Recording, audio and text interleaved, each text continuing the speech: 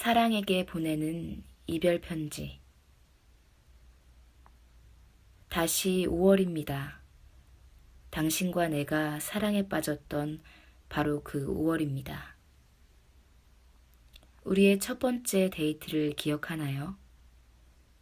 칸 영화제의 아침, 정장 차림의 당신은 내게 무엇이 하고 싶은지 물었습니다. 나는 바다에 가고 싶다고 했어요. 우리는 옷가게에 가서 옷을 사서 갈아입고 당신은 구두를 벗어 손에 들고 맨발로 거리를 걸어갔어요. 해변에서 하루의 절반을 보내고 숙소로 돌아왔을 때 피곤해서 골아떨어진 나를 당신은 옆방에서 내내 기다렸습니다. 눈을 뜨자마자 방을 나와서 열린 문틈 사이로 우두커니 앉아있는 당신 모습을 보았습니다. 헤어질 시간이 다가오고 있었어요. 당신은 쫓기듯이 물었죠. 나를 좋아하나요? 나는 고개를 끄덕였고 당신은 그대로 나를 꼭 안았습니다.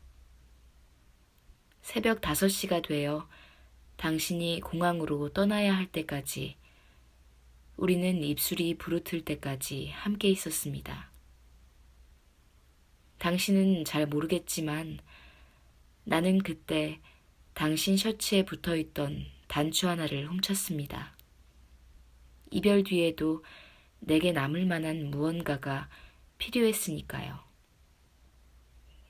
달라고 말할 수도 있었지만 훔치는 편이 더 어울렸어요. 마음은 받기보다는 훔치는 편이 더 짜릿한 것처럼.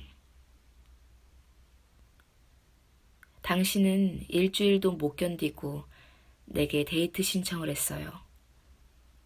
머나먼 미대륙에서 보낸 유럽의 어느 도시에서 점심을 먹자는 제안이었죠. 이번 주 토요일에 점심 같이 할 수 있어요? 라는 질문에 나는 기가 막혀 웃기만 했는데 당신은 정말 12시간의 비행을 거쳐 그 주의 토요일 내 앞에 서 있었어요. 그리고 2주 뒤 토요일에도 내게 돌아왔고요. 결혼 약속을 받아내고 일주일을 함께 보낸 뒤 당신은 나 대신 짐으로 꽉 찬 내 이민 가방을 들고 떠나갔죠. 2달 후 나와 함께 당신을 찾아갈 짐의 양을 덜어주기 위해서였습니다. 마침내 하늘을 날아 당신의 아파트에 도착했을 때 옷장 절반에 가지런히 정리되어 있는 내 물건들을 보았습니다. 마치 오래전부터 당신과 함께 살았던 듯 그곳에 익숙해진 품새였어요.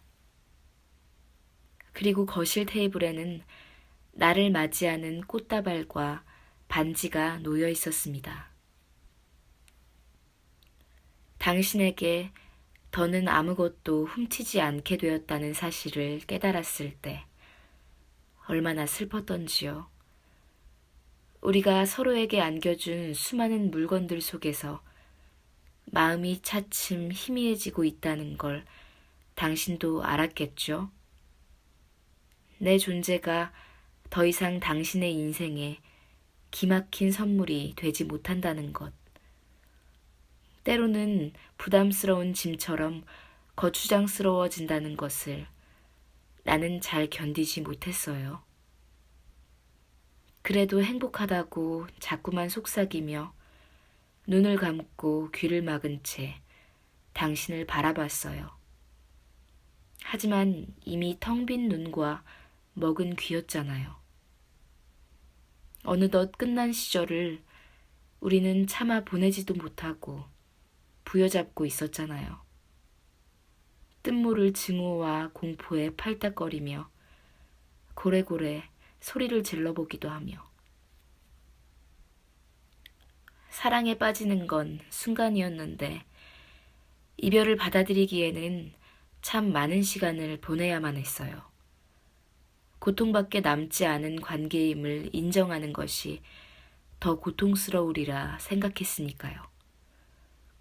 하지만 눈앞에 있는 상대야말로 내가 가장 사랑했던 한때의 증거라는 사실만큼 힘든 인정이 있었을까요? 형량이 선고되듯 관계에도 기간이 정해진다면 차라리 나았을까요? 사랑을 시작하는 일보다 헤어지는 일이 더 힘들다는 걸 당신을 통해 알았습니다. 불행한 관계만큼 생생한 현재 진행형은 없다는 걸 배웠습니다. 불확실한 미래, 상대의 부재에 대한 두려움은 이미 마감했어야 할 관계를 악마의 계약으로 밀어넣기도 하죠.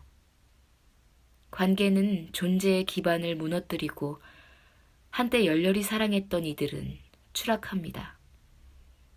함께 사랑했으되 추락은 철저히도 개별적이더군요. 파괴의 속도에 가속이 붙어 돌이킬 수 없이 손상되면서도 떨어지기를 멈출 수가 없었습니다. 사랑하라는 정언만큼 이별 역시 가정없이 이루어져야 할 경우가 있다는 걸 그렇게 배웠습니다. 견디지 말아야 할 관계, 끝내야만 하는 관계에 익숙해질수록 고통을 감내하는 탄성은 엄청나지더군요. 아직은 괜찮다고, 여전히 사랑한다고, 이를 대체할 관계는 어디에도 없을 거라고 되뇌면서요. 불행한 사랑을 이어가는 자는 우리가 어떻게 불행한 운명을 만들어가는가를 보여주죠. 빠져나와야 할 자리에 가장 오래 머무르다 어느새 사랑을 고통의 동이어쯤으로 믿고 말죠. 익숙한 불행을 이어가는데 제 삶을 통째로 내어놓으면서요. 우리는 첫 만남부터 매혹의 덫에 단단히 걸렸던 것 같죠. 매혹의 주술이 풀리자 이해할 수 없는 낯선 일을 마주하고 있었습니다. 그때까지 엄청난 세월을 함께 보냈다는 건 우리가 얼마나 운 좋은 사람인지를 증명해 주는 것이겠죠. 그렇지만 사로잡힌 주술에는 적절한 대가가 필요하죠. 나는 자꾸 훔쳐야만 했어요. 당신의 눈길을, 손짓을, 입술을, 단추를, 손짓을, 그리고 계속되는 무언가를. 훔치는 법조차 잊게 하는 권태 속에서 차츰 우리는 삶을 제물로 매혹을 이어가려고 했죠. 당신을 만나 사랑한 것을 후회하느냐고요? 아니요. 호감이 상호적이란 사실을 알았을 때의 전율을 대신할 것이 있을까요? 주변을 떠다니는 불운한 기운쯤은 단번에 날려버릴 태풍처럼 강력한 기운이었죠. 온몸에서 열정의 감각들이 눈을 뜨고 몸부림치다 세상 밖으로라도 튀어나갈 기세로 질주했고요. 그리고 서로를 향한 마음의 깊이가 다르지 않다는 것을 깨닫는 순간의 황홀함이란 그 이후의 고통이 어떠했든지 간에 되돌리고 싶지 않아요. 이제 당신을 향해 열려있던 촉수를 접었습니다. 마음이 스르륵 닫히고 끝이라는 푯말을 내걸었습니다. 누군가 마음을 흔들면 금이 가듯 틈이 열리고 나는 앙큼한 수집가답게 사소한 무엇 하나를 훔치곤 했죠. 알고 있나요? 틈이 아무는 순간은 먹먹한 새벽의 자락을 타고 불현듯 나타난다는 것을. 나는 닫히는 그 간극 사이로 너무나 사소해서 당신은 기억조차 못할 오래전의 그 단추를 보기 좋게 던져버릴 거예요. 그건 나만의 이별 동작, 안녕에 몸짓일 테죠. 이제는 다 아물어버린 마음을 동봉해서 편지를 쓰겠죠. 수신이는 당신이 아닌 사랑입니다. 아마도 우편이 도달하는 순간 내 심장은 당신의 흔적 따윈 잃어버린 후일 거예요. 편지가 도착할 그곳은 늘 그대로일 마음의 창고랍니다.